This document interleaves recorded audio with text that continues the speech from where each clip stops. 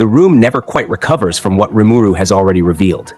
Even when the council resumes, the air stays heavy, like something fragile has cracked, and no one knows how loud it was supposed to sound. This isn't panic. It's worse. It's recognition. The enemy they're facing doesn't just destroy pieces on the board. It replaces them. Eliminated assets return under new ownership. Lost ground doesn't stay lost. Mind control and forced conversion tilt the game into something asymmetric, something deeply unfair. A chess match where one side can resurrect its dead pieces while the other can only count losses. That imbalance settles into the bones of even the demon lords who've survived centuries of war. Luminous is the first to cut through the fog. She doesn't waste time on abstractions. She wants clarity on Regalia Dominion. Rimuru gives it to her, cleanly. This isn't a subtle angelic override that creeps in unnoticed. It's immediate, violent, visible. When it activates, you know. Everyone saw it when Veldora was briefly taken over. No ambiguity, no room for denial. The obvious question follows. How was Veldora freed? Rimuru answers without answering. Mutual growth, friendship. The word hangs there, thin and implausible. The room doesn't buy it for a second. Skepticism isn't hidden, it's worn openly. Guy doesn't raise his voice. He doesn't need to. He simply notes that even Velzard showed no such evolution in battle. If a true dragon like her didn't change, the story doesn't hold. Rimuru could explain. He doesn't. Silence becomes his shield. Luminous steps in before the probing turns surgical. She reframes the problem. Regalia Dominion is dangerous, yes, but it's detectable. That matters. What matters more is Michael himself. Fixating on Rimuru's methods is a distraction. The real enemy isn't the tool, it's the will behind it. With that, the discussion shifts, away from curiosity, toward survival. They stop talking about individual matchups and start talking about land, territory, where the enemy might strike. Rimuru proposes planning around locations instead of duels. Guy agrees immediately. The enemy won't scatter forces recklessly. They'll hit where it hurts. Then the constraint surfaces, stark and unavoidable. No demon lord is willing or able to abandon their homeland. Luminous says it plainly. There's no argument because there can't be one. Every domain is a potential battlefield. Even Dagrel's half-joking offer to hold her land only underlines the truth. Nobody is expendable. Nobody is safe. When the question turns to Guy, his answer is almost unsettling. He has little to defend. Mobility suits him.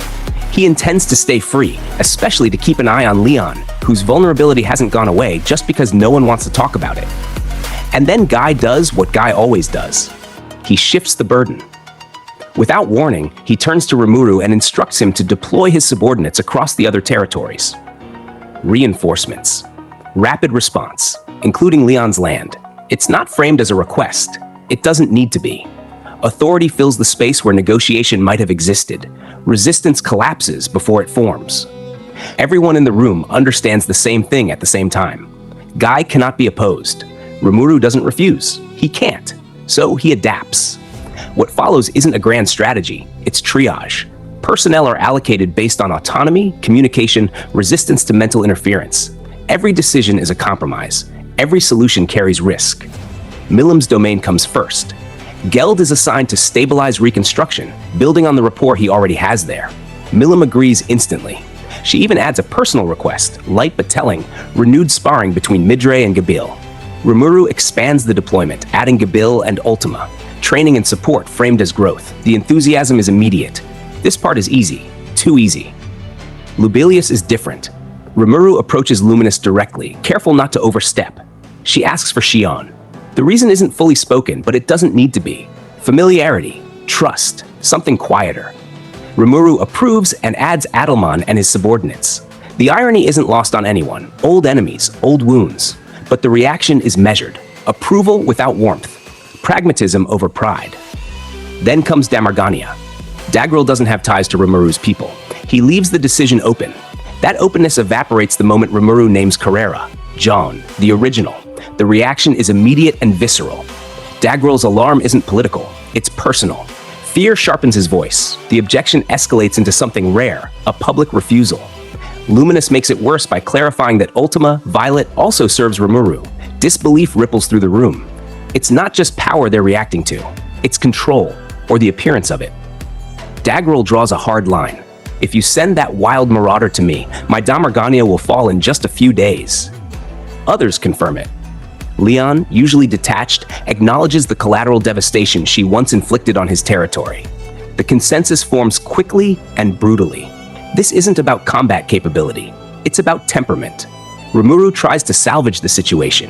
He suggests redirecting Carrera to Leon's land, reasoning that Guy's presence would keep her in check. The suggestion detonates. Leon's response isn't measured. It's raw. I would never let that demon set foot in my lands. The words carry history he refuses to unpack. Even Guy steps in. Carrera doesn't just cause damage, she provokes him.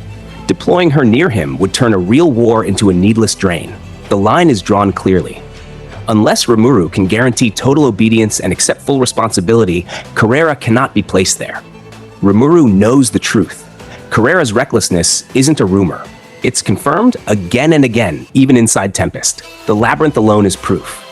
Then Milim intervenes. She volunteers to host Carrera herself. No hesitation, no fear, amusement even. Rimuru seizes the opening. The reassignment happens quickly. Carrera goes to Milim.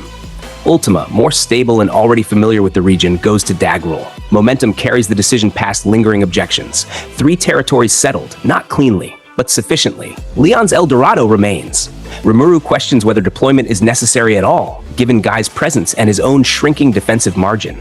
Guy pushes back, pointing out Rimuru's abundance of elite subordinates. Rimuru draws a line. Benimaru is off the table. The refusal isn't strategic, it's ethical. What kind of ogre would I be? The room understands. Some lines aren't crossed, even in war. The deadlock breaks when Rimuru proposes Diablo. The choice is logical, powerful, autonomous. Already volatile enough that moving him changes internal balances. Guy's interruption is quiet but heavy. Consequences linger around that name. Rimuru approaches the moment like a veteran negotiator. He frames Diablo as the last option. It's not entirely true. It doesn't have to be. Final offers aren't about honesty. They're about survival. Guy sees through it immediately. His irritation isn't hidden. Rimuru isn't naive anymore. He's audacious. Guy relents anyway, with disdain that barely conceals acceptance. You're getting more and more shameless every time I see you. But fine, I'll put up with Diablo this time. It's a small victory, but it matters. Leon moves things forward, detached as ever. He doesn't care who's sent. He extends an invitation to Rimuru himself. Political, measured, boundaries intact. Chloe remains untouchable. Rimuru accepts cautiously, choosing discretion over exposure. The exchange ends with a warning, not from Leon, from Guy. Diablo's behavior won't be tolerated. Rimuru responds without flinching. He'll correct it, and I won't take no for an answer. Old rivalries stir, unspoken histories breathe. Then the meeting moves on. No one leaves satisfied. But the alliance holds, not through trust, through restraint, through concessions, through Rimuru's growing mastery of political survival. Then Guy announces his departure, just like that. Action without explanation. Rimuru steps in instinctively, translating urgency into something the room can bear. The truth lands hard. Velzard stands against them. Not betrayal, inevitability. Her name tightens every jaw. Confidence fractures. Caroline's bravado cracks. Fry's amazement turns to dread. Guy's frantic pace finally makes sense. This isn't impatience, it's pressure. Veldora laughs, loud, familiar. If you wish to test yourself, you should do so against me first. The humor doesn't erase the memory of his subjugation. Regalia Dominion doesn't care how strong you are if you're caught off guard. Dagrul asks for Veldora's aid. Rimuru refuses to command him. Respect over expedience. Veldora declines anyway, pride masking retreat, anchoring himself to Tempest. Frustrating, necessary. Milim, uncharacteristically grounded, voices what they all know. Velzard can't be faced alone. If she comes over to my domain, I'm the only one who could take her on. The strategy that emerges is stark. Mutual support, rapid reinforcement, no solitary fronts. Rimuru chooses preparation, briefs his cabinet, aligns the board. Then one question cuts deeper than all the rest. Michael's true objective, resurrection, not dominion. Michael and Feldway seek to resurrect their master. Shock ripples outward. Veldanava is immortal. Why force his return? Luminous answers quietly. Michael isn't a being, he's a self-aware skill. Obsession doesn't require logic. Guy voices the implication no one wants to claim. Devotion so absolute it could justify destroying the world.